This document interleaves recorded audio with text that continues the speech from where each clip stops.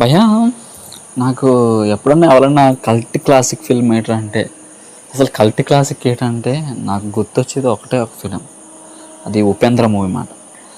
మన ఇండియన్ సినిమాలో చాలా మంచి డైరెక్టర్లు, క్రియేటివ్ డైరెక్టర్లు, చాలా ఒక యాక్షన్ సినిమా తీసేవాళ్ళు, గొప్ప సినిమా తీసేవాళ్ళు చాలామంది ఉన్నారు. కానీ ఉపేందర్ లాంటి డైరెక్టర్ ఒక్కలే ఉన్నారన్నమాట.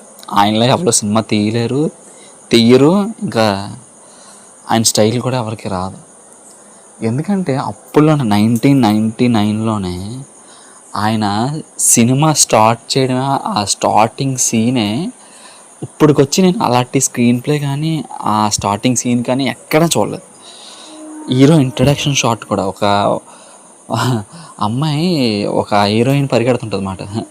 ఎవరో ఒకడు రేప్ చేశాడంటే పట్టుకెళ్తున్నారు అని తెలిస్తే ఈ అమ్మాయి ఆతృతగా పరిగెడుతుంది, హీరో ఏమో అనుకొని. అలాంటి ఇంట్రడక్షన్ షాట్ ఏ హీరో ఈ దమ్ము ఉండి ఇవ్వలేడు అనమాట. అలాంటి క్యారెక్టర్ గట్రా రాసి దాన్ని తీయగలిగి దమ్ము ఎవరికి ఉందంటే అది ఉపేంద్ర కుక్కలకే, నాకు తెలిసినంత వరకు. అండ్ స్టార్టింగే విక్రమ్ బేతాల్ కథతో స్టార్ట్ చేస్తారు భయ్య, ఒక రకం ఒక పోయిట్ లాగా.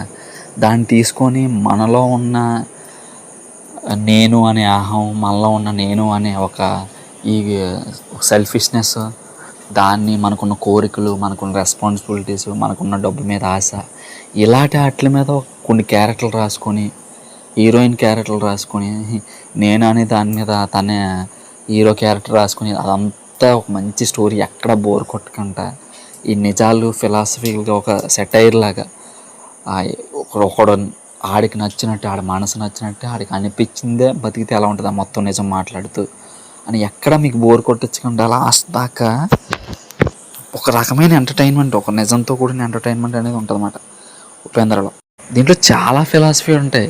ఇప్పుడు చాలామంది చూడు, డబ్బు సంపాదించక్కర్లేదు, అది చక్కర్లేదు కానీ అంటారు, ప్రేమిస్తే చాలు ప్రేమ. కానీ ఇదంతా నిజం కాదు. ఇప్పుడు డబ్బు సంపాదించకపోతే నీకు భార్య అయినా సరే గౌరవించదు భయ్య. ఏదో కొంతకాలం నువ్వు సక్సెస్ అయిన వరకు చూసుకుంటారేమో, కానీ తర్వాత నీకు నువ్వు కనీసం రూపాయి కూడా సంపాదించి ఎవ్వరు నేను పట్టించుకోరు, గౌరవించరు. ఆ సీన్ లాస్ట్ సీన్ కూడా అలాగ ఉంటుంది.